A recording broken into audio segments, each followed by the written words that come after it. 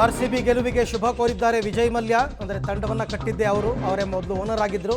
ಕಡೆಗೂ ಚಾಂಪಿಯನ್ ಆಗಿದೆ ಆರ್ಸಿಬಿಗೆ ಶುಭಾಶಯವನ್ನು ತಿಳಿಸಿದ್ದಾರೆ. ಇದು 18 ವರ್ಷಗಳ ಶ್ರಮಕ್ಕೆ ಸಿಕ್ಕ ಪ್ರತಿಫಲ. ಈ ಸಲ ಕಪ್ ನಮ್ದೇ ಅಂತ ಶುಭ ಹಾರೈಸಿದ್ದಾರೆ ವಿಜಯ್ ಮಲ್ಯ.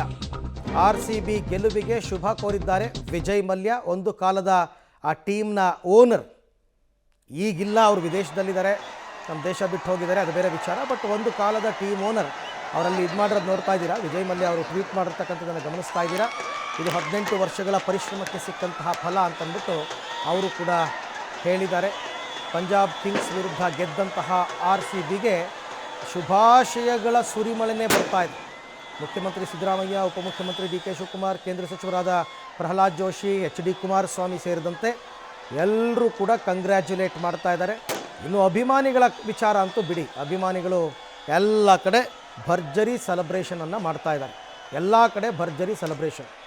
ಸೊ ಹಾಗಾಗಿ ಕೊನೆಗೂ 18 ವರ್ಷ ಆದಮೇಲೆ ಗೆದ್ದಿದೆಯಲ್ಲ RCB, ಸೆಲೆಬ್ರೇಷನ್ ಮಾಡಲೇಬೇಕು. ಈಗ ಮುಂಬೈ ಅವರು, CSK ಅವರು ಹೆಚ್ಚು ಸರ್ತಿ ಗೆದ್ದಿದ್ದಾರೆ. ಬಟ್ RCBಗೆ ಇದು ಮೊದಲ ಗೆಲುವು, ಮೊದಲ ಟ್ರೋಫಿ.